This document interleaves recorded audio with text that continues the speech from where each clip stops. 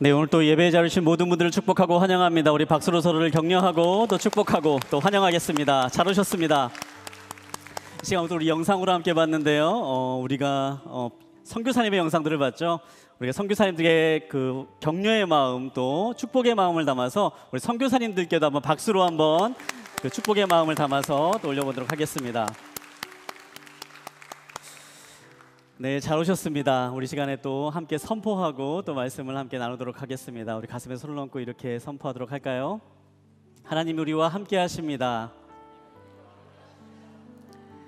하나님은 나를 사랑하십니다. 나는 하나님의 사랑받는 자녀입니다. 이 시간에 잠깐 함께 그대로 기도하겠습니다. 하나님, 이 마음 가운데 찾아와 주시고 내가 너를 사랑한다. 내가 너와 함께 있기를 원한다. 내가 너를 지켜주기를 원하고 내가 이전보다 더 좋은 사람으로 더 좋은 존재로 빚어가기를 원한다. 그 사랑의 음성에 들려지는 시간 되게 하여 주시옵소서.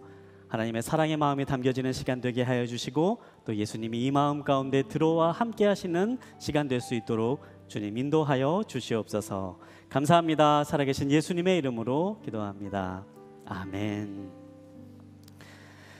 네, 저희가 10월달 이번 한 달 동안 함께 나눌 말씀의 주제는 하나님의 사람이라는 주제를 가지고 함께 말씀을 나눕니다. 하나님의 사람이라고 말을 하면 어쩌면 오늘 교회에 처음 나오신 분에게는 조금 낯선 말, 이 하나님의 사람이라는 게 과연 어떤 말일까, 또 어떤 의미일까 좀 낯설게 느껴지는 그러한 말이 아닌가 생각도 해봅니다. 이 하나님의 사람이 어떤 것일까? 제가 한마디로 그냥 말씀을 표현해 드린다면요, 하나님의 사람이라는 것은요, 그냥 우리가 원래 살아가야 될 모습으로 회복하는 삶이다. 제가 그렇게 말씀드릴 수 있을 것 같습니다. 이 세상을 살아가는 모든 사람들은 각자가 추구하는 삶의 방향이 있습니다. 각자가 이루기 원하는 목표가 있고 또 그 목표를 이루기 위해서 우리는 끊임없이 노력하는 삶을 살아갑니다. 사람들이 추구하는 목표가 다 다양한데요. 어떤 사람들은 돈을 더 많이 버는 것을 중요하게 생각하는 사람들이 있고요. 또 어떤 사람들은 명예를 얻기를 원하고 또 어떤 사람들은 건강을 얻기 원하고 또 어떤 사람들은 성공한 삶을 살기를 원하는 마음으로 목표를 향해 달려가곤 합니다. 그러나 우리가 여러분들도 많이 경험하시고 공감해 보셨을 것 같은데요. 이 세상에 있는 어떠한 목표를 우리가 추구하고 살아가든 그 목표를 이루었을 때 우리의 마음 가운데 얻게 되는 만족감이나 기쁨이라는 것은요, 그렇게 오래가지 않은 것 같습니다. 제가 얼마 전에 핸드폰을 바꿨습니다. 제가 원래 예전에는 핸드폰을 그래도 이제 얼리 어댑터여가지고요, 기계를 새로 사는 걸 참 좋아했었는데요. 근데 어느 순간부터 이렇게 기계가 나와도 이렇게 쉽게 바꾸질 않게 되더라고요. 그래서 이번에도 참 오랫동안 핸드폰을 사용을 했는데 이번에는 도저히 바꾸지 않고는 참을 수가 없어서 핸드폰이 계속 멈추는 바람에 어쩔 수 없이 바꿨습니다. 이쯤 됐더니 과연 제가 어떤 핸드폰으로 바꿨나 궁금하신 그러면서 기웃거리는 분들이 많이 보이시는데요. 그런데 그렇게 핸드폰을 바꿨는데도요, 그렇게 바꿨을 때 기쁨이 그렇게 오래가지 않더라고요. 처음에 바꿨을 때는 나오기를 기다리고 어떤 핸드폰 새로 사면 좋겠다 그런 마음이 계속 있었는데 그냥 바꿨을 때 기쁨은 그냥 하루 이상 넘어가지 않고 그냥 예전에 했던 그 삶을 또 그대로 살아가고 그랬던 느낌이 들었습니다. 이 세상에서 우리가 얻을 수 있는 어떠한 삶의 목표들은 그 목표는요, 결코 우리에게 그 영원한 만족감을 주지 않습니다. 그건 바로 이 세상에서 주어져 있는 모든 가치들이 가지고 있는 동일한 것입니다. 그런데 우리가 이 시간에 함께 나누고 또 배우기를 원하는 이 하나님의 사람이라고 하는 삶의 목표와 가치는요, 우리의 삶에 영원한 만족감과 풍요로움을 주는 약속입니다. 그건 바로 하나님께서 우리를 지으신 그 목적에 따라 살아가는 삶이 되기 때문입니다. 목적에 맞는 삶을 살아가기 때문에 그 목적에 맞는 행동을 하고 그 목적에 맞게 살아갈 때에 우리의 삶 가운데는 결코 허전함이나 공허함이 없이 영원히 만족한 그러한 꽉 채워져 있는 느낌을 가지고 살아갈 수 있게 되는 거죠. 우리가 이번 한 달 동안 함께 말씀을 나눌 때에 그런 하나님의 사람이 살아가는 길에 대해서 함께 말씀을 나누고 또 묵상하는 시간이 되기를 원합니다. 그리고 그 하나님의 사람의 삶을 향해서 또 걸어 나아가는 우리의 삶의 결단이 있는 시간이 되기를 소망합니다. 여러분들 잘 오셨습니다. 그리고 이번 한 달 동안 함께 말씀을 나눌 때에 우리 모두가 하나님의 사람으로서 하나님께서 약속하신 풍성하고 만족함이 넘치는 그러한 기쁨을 누리는 저와 여러분 되시기를 주님의 이름으로 축복합니다. 오늘 우리가 함께 나눌 하나님의 말씀 먼저 함께 보도록 하겠는데요. 오늘 우리가 함께 볼 하나님의 말씀은 요나서 1장 1절부터 4절까지 있는 말씀과 또 14절부터 17절까지 있는 말씀입니다. 우리 두 부분에 있는 말씀을 붙여서 저와 여러분이 한 절씩 돌아가면서 읽도록 하겠습니다. 1절에 있는 말씀을 제가 읽겠습니다. 여호와의 말씀이 아미떼의 아들 요나에게 임해 말씀하셨습니다. 일어나 저 큰 성읍 니느웨로 가서 그 도시에 선포하여라. 이는 그 도시의 죄악이 내 앞에까지 이르렀기 때문이다. 그러나 요나는 여호와로부터 도망쳐 나와 다시스로 향했습니다. 그는 요바로 내려가서 그곳에서 다시스행 배를 발견했습니다. 그는 뱃삭을 내고 여호와를 피하기 위해 배를 타고 다시스로 향했습니다. 그러자 여호와께서 바다에 폭풍을 보내셨습니다. 거친 폭풍우가 배를 위협해 배는 거의 부서지게 됐습니다.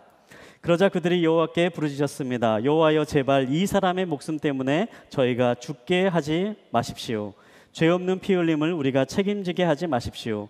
여호와여, 주께서는 원하는 대로 하십시오. 그리고 그들은 요나를 들어서 바닷속에 던졌습니다. 그러자 사나운 바다가 잠잠해졌습니다.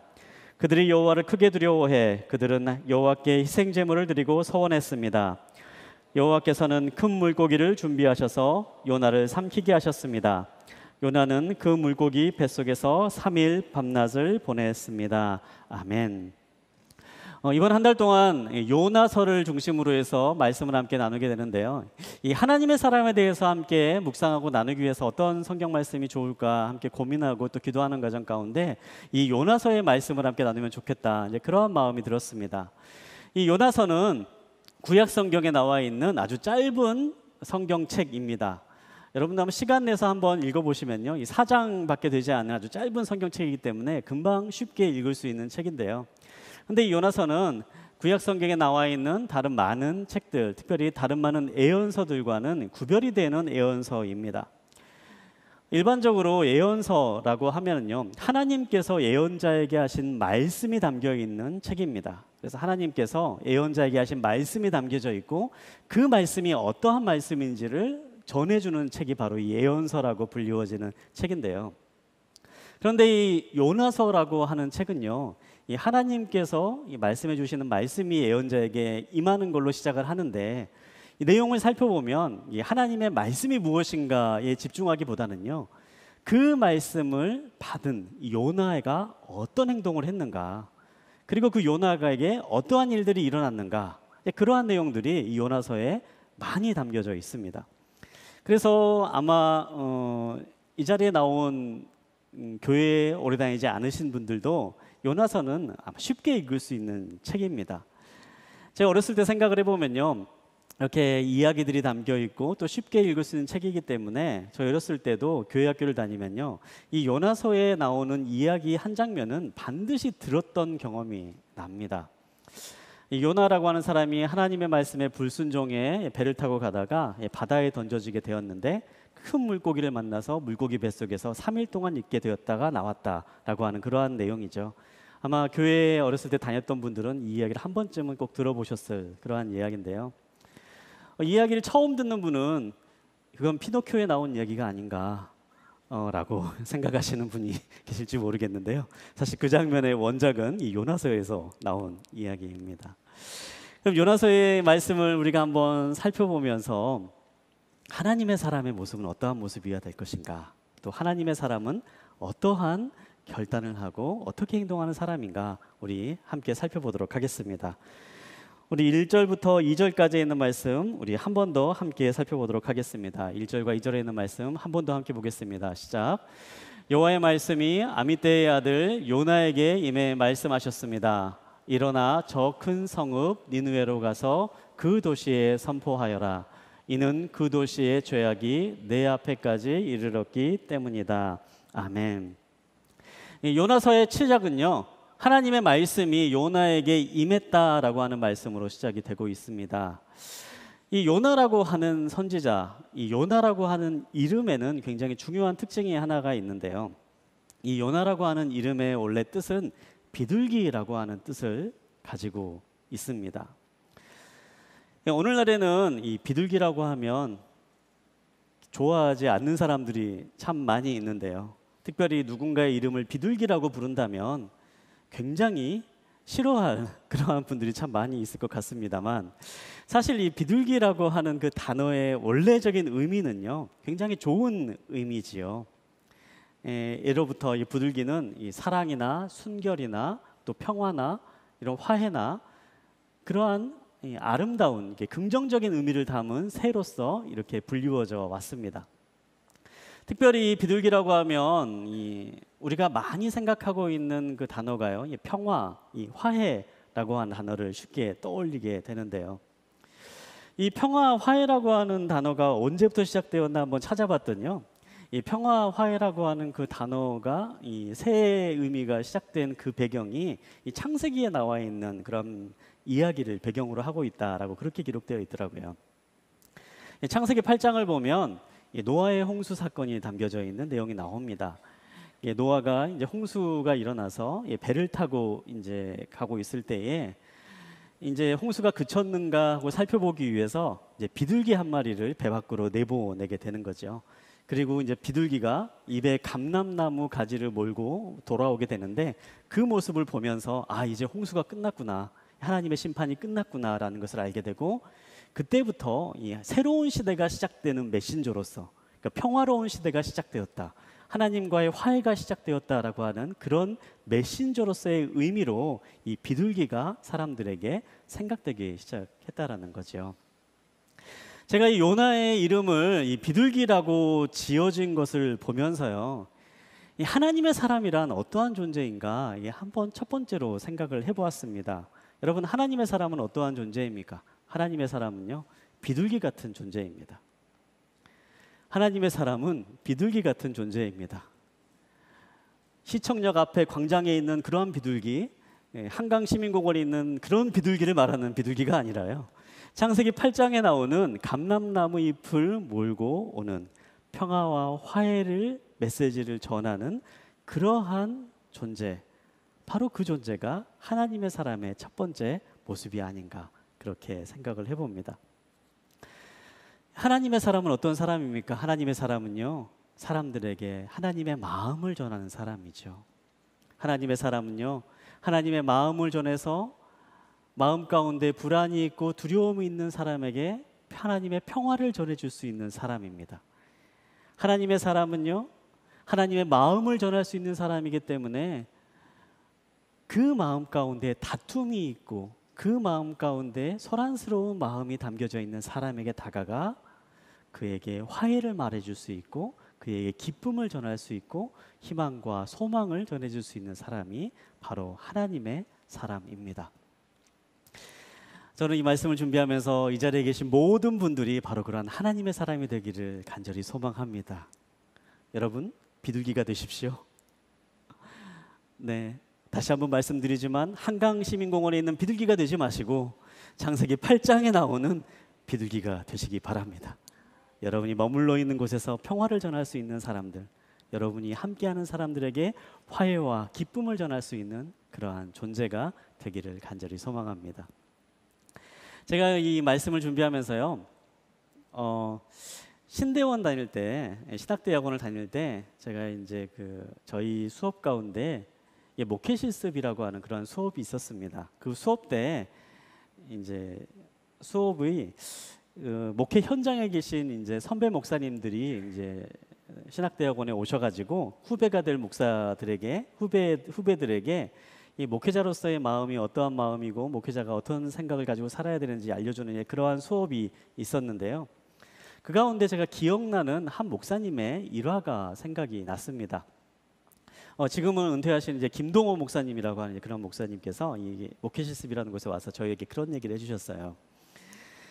예, 본인이 이제 목회하다가 이제 예배를 다 인도하고 마치고 이제 사무실에 내려와 있었는데 그 본인의 사무실에 당시에 굉장히 유명했던 탑스타 가운데 한 명인 이 가수가 본인을 찾아왔다라고 합니다.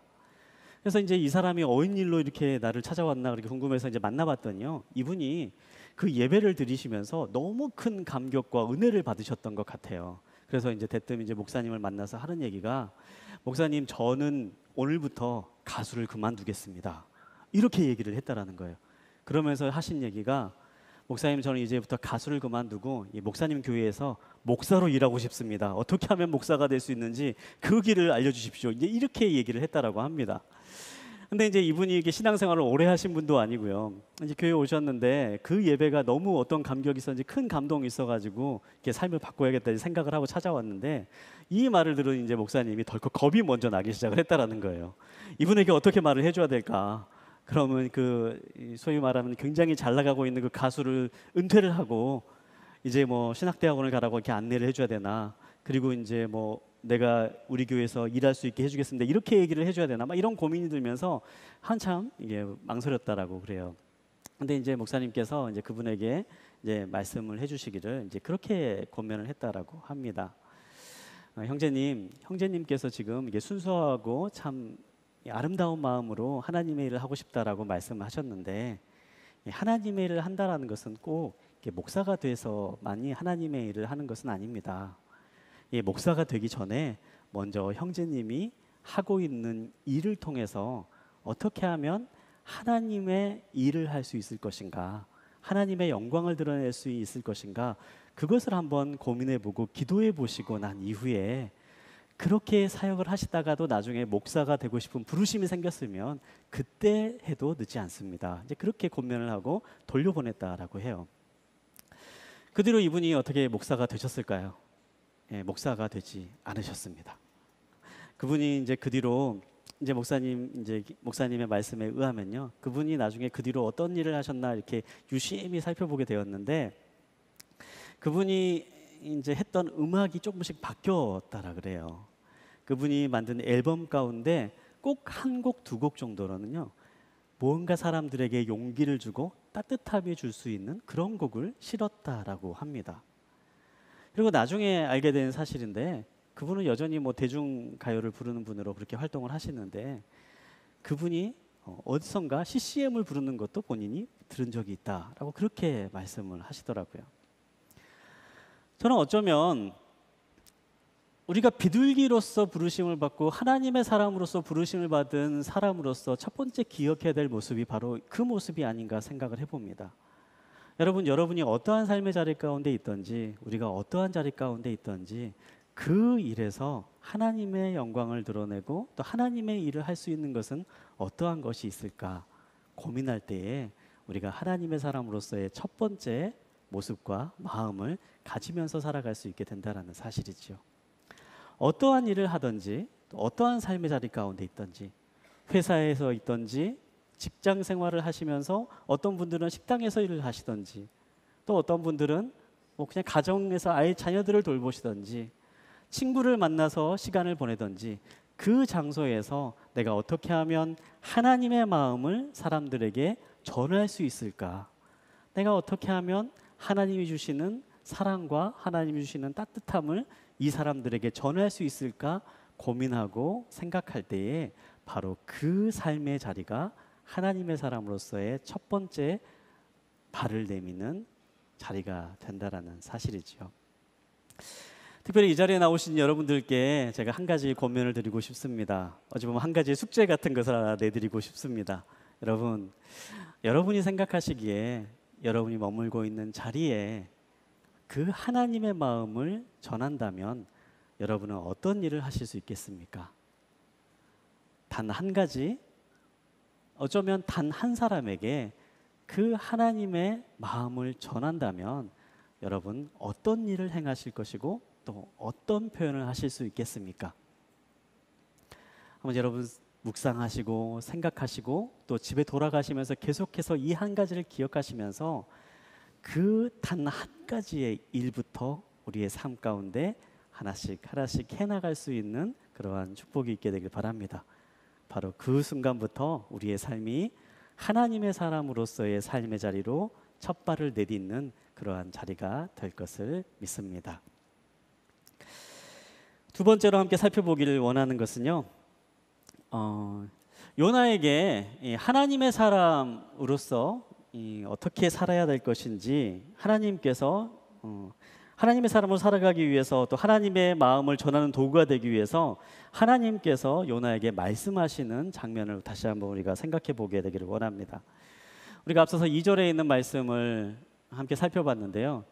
하나님께서 요나에게 말씀하시는 말씀은 단순했습니다. 니느웨로 가서 그 도시에게 선포하라라고 하는 말씀이었죠. 그 도시가 죄악이 가득 찼기 때문에 이제 그 죄악을 심판할 때가 가까이 오니 니느웨가 회개하고 하나님께 다시 돌아오라라고 선포하라고 그렇게 말씀하십니다. 우리 본문에 있는 말씀 한번 다시 한번 읽어보도록 하겠는데요. 2절과 3절에 있는 말씀 우리 한 번 더 함께 읽어보도록 하겠습니다. 함께 보겠습니다. 시작. 일어나 저 큰 성읍 니느웨로 가서 그 도시에 선포하여라. 이는 그 도시의 죄악이 내 앞에까지 이르렀기 때문이다. 그러나 요나는 여호와로부터 도망쳐 나와 다시스로 향했습니다. 그는 욥바로 내려가서 그곳에서 다시스행 배를 발견했습니다. 그는 백삭을 내고 여호와를 피하기 위해 배를 타고 다시스로 향했습니다. 하나님께서 요나 선지자에게 분명하게 말씀하십니다. 너는 니느웨로 가서 선포해라. 너희가 회개해야 된다. 이 말을 선포해라. 그리고 다시 돌아오라라고 그렇게 말해라. 하나님께서 분명하게 요나 선지자에게 말씀하십니다. 그런데 이런 말을 들은 요나 선지자는 어떻게 반응합니까? 우리가 3절에 있는 말씀을 읽어봤는데요. 요나 선지자가 그 말씀에 불순종하였다라고 그렇게 기록되어 있습니다. 요나 선지자가 왜 하나님의 말씀에 불순종했을까요? 제가 이제 이 말씀을 묵상하면서 요나 선지자는 어떠한 마음으로 이 하나님의 말씀에 불순종하게 되었을까? 하나님의 이 말씀, 너는 니느웨로 가서 그 땅을 회개하게 만들어라고 하는 이 말씀이 요나 선지자에게 어떠한 의미가 있을까? 한번 그 장면을 곰곰이 묵상을 해봤습니다. 여러분 니느웨라고 하는 도시, 성경에 나와 있는 니느웨라고 하는 이 도시는요, 당시에 아시리아라고 하는 대제국의 수도였습니다.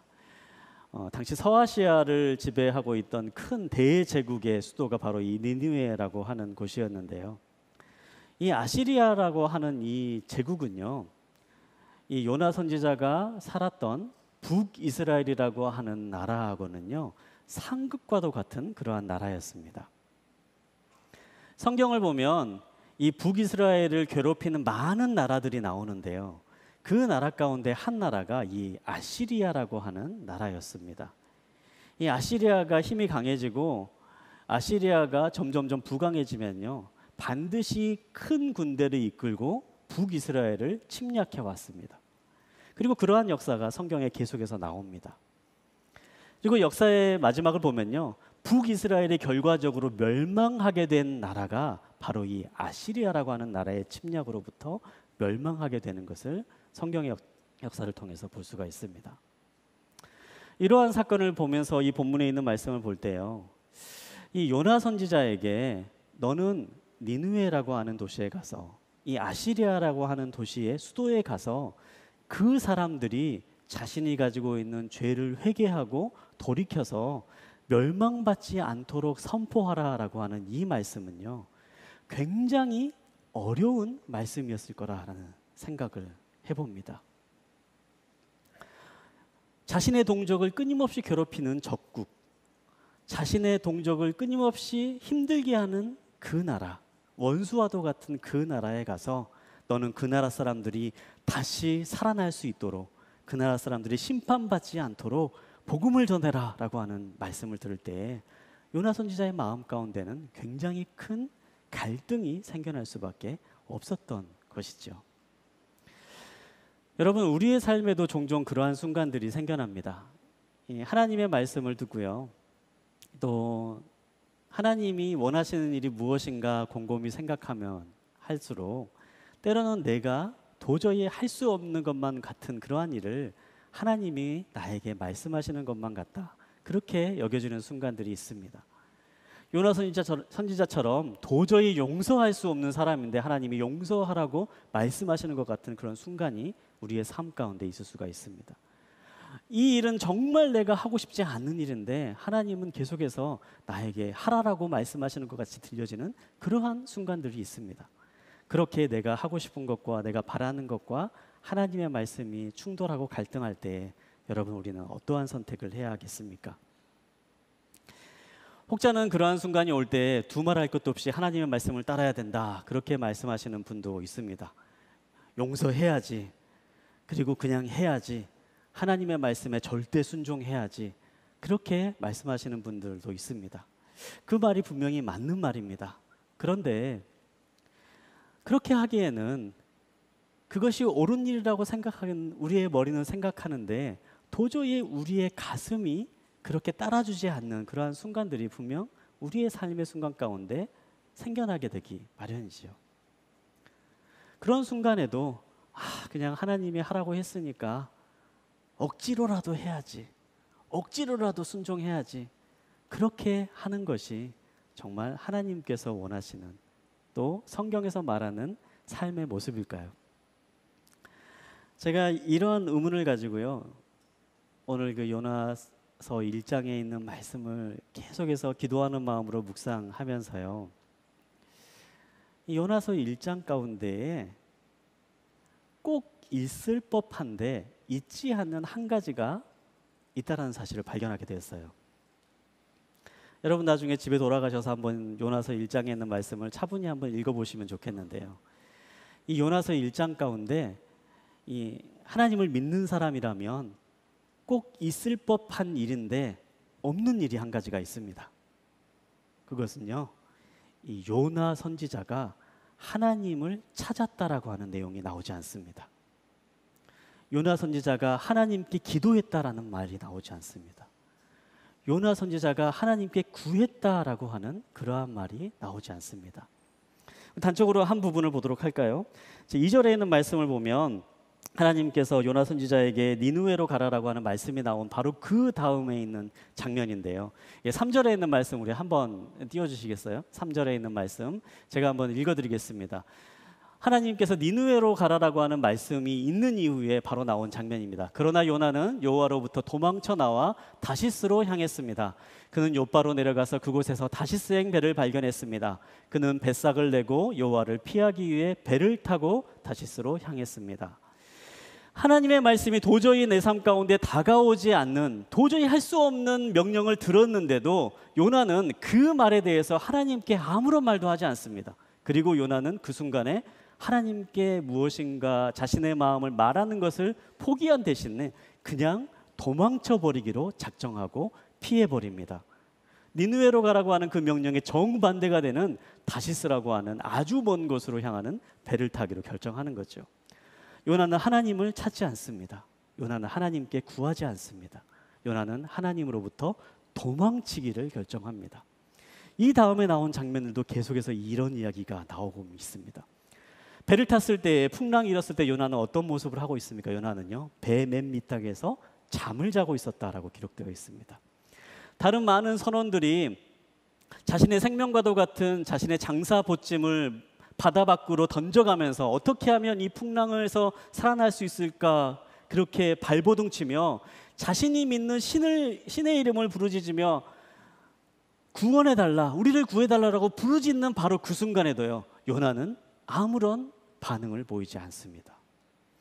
그 이후에 이어지는 장면도 마찬가지입니다. 사람들이 요나를 흔들어 깨웁니다. 그리고 네가 왜 잠을 자고 있느냐, 너도 너의 하나님께 부르짖으라고 말했을 때 요나는 하나님을 찾지 않습니다.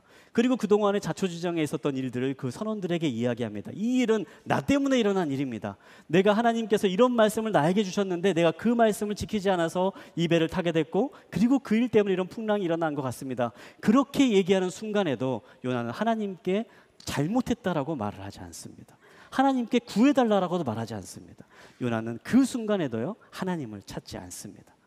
그리고 이야기합니다. 나를 그냥 바다에 던지십시오. 그러면 이 풍랑이 잔잔해질 것입니다.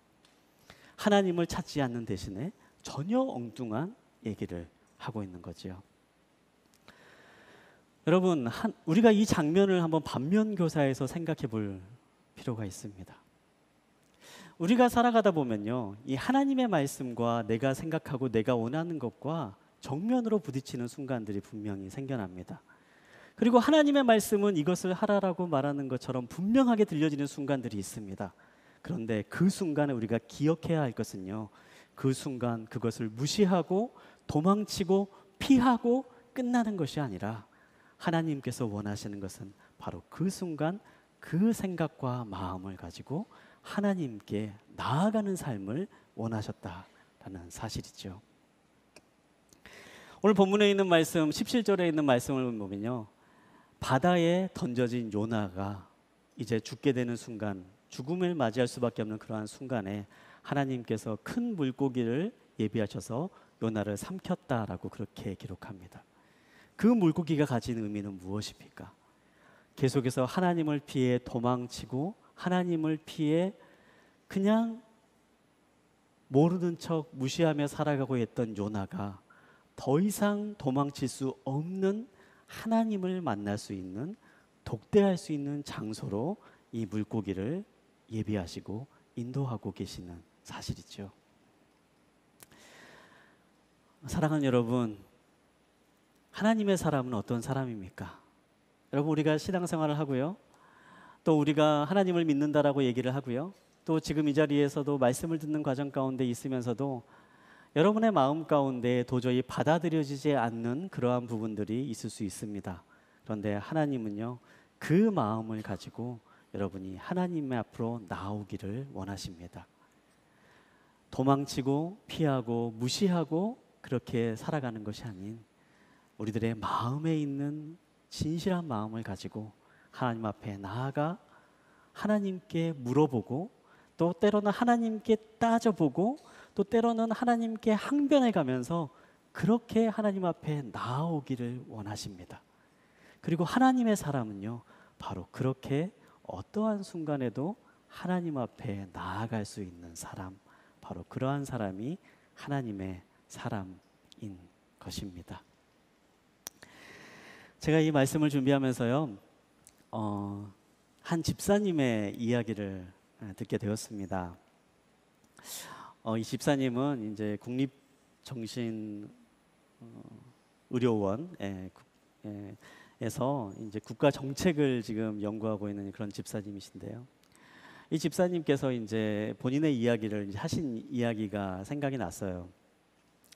이분이 원래 처음에는요, 대학병원에서 정신과 의사로 이제 계셨던 분이셨습니다. 정신과 이제 공부를 하시고 정신과 의사로 계셨던 분이셨는데, 어느 순간 이분에게 이제 제안이 하나 들어왔다라 그래요. 이제 정부에서 자살 예방을 위한, 자살을 방지하기 위한 어떤 프로그램을 만들려고 하는데 여기에 들어와서 한번 함께 일해보지 않겠느냐, 이제 그러한 제안을 이제 받게 되었다라고 합니다. 그러면서 이제 그 제안을 처음 받았을 때에 이제 이분이 이제 그것을 갖고 기도를 했다라 그래요. 그런데 이제 이분이 계속해서 기도하면서 드는 마음 가운데 하나가, 자신이 처음에 의사가 되겠다라고 했던 그 마음부터 또 이제 정신과 의사가 되게 된 그 마음까지 자신의 마음 가운데 계속해서 나는 사람의 생명을 살리고 싶은 사람이 되고 싶다, 그런 일이 하고 싶다라고 하는 그런 소명과 사명감을 가지고 이제 의사가 되었다라고 이제 그렇게 말씀하셨다 그래요. 그래서 이제 이분이 이제 자살을 방지하는 어떠한 일을 하는 기관을 만든다라고 이제 그 오퍼가 들어왔을 때에, 아, 이게 하나님께서 나를 부르시는 거구나, 이제 그렇게 생각을 하고 그 일을 하겠다고 이렇게 얘기하고 대학병원을 사임하고 이제 들어가게 되었다라고 그래요.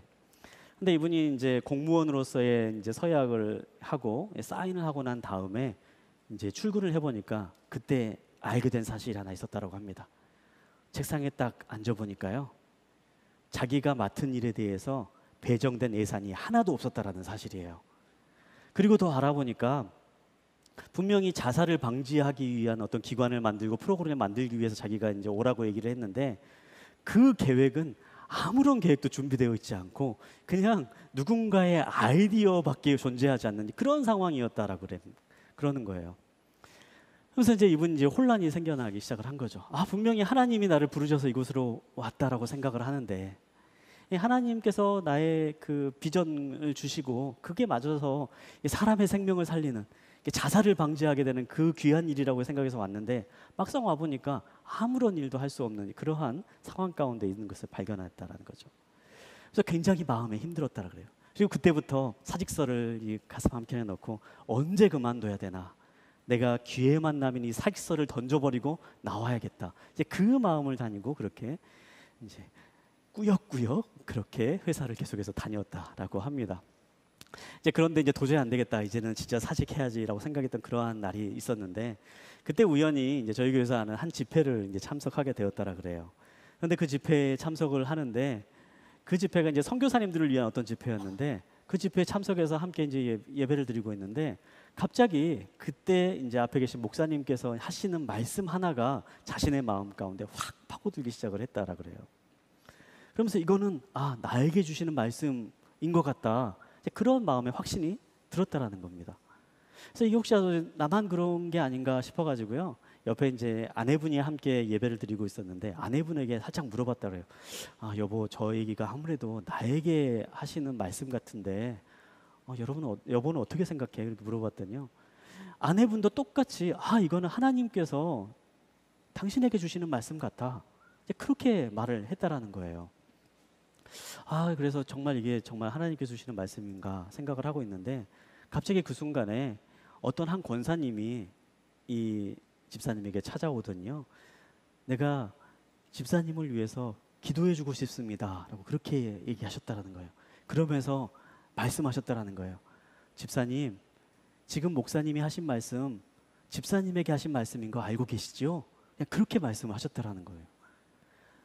그 권사님을 알지 못하는 분이고 그 권사님이 생전 처음 보는 분인데 그 권사님이 찾아와서 자신에게 그렇게 얘기하는 것을 그 순간에 들었다라는 겁니다. 이게 하나님께서 나에게 이곳에 머물러 있으라라고 하는 사인이구나, 음성이구나. 그것을 그 순간에 깨닫고 그 자리에서 사직서를 찢어버리고 지금까지 일하고 있다. 그렇게 말씀하시는 이 간증을 제가 들은 적이 있습니다. 여러분, 우리가 하나님이 어떤 분인가를 기억하기를 원하는데요. 하나님은 살아계신 하나님이십니다. 하나님은 어떤 분인가 또한 기억하기를 원하시는데요. 하나님은요, 말씀하시는 하나님이십니다.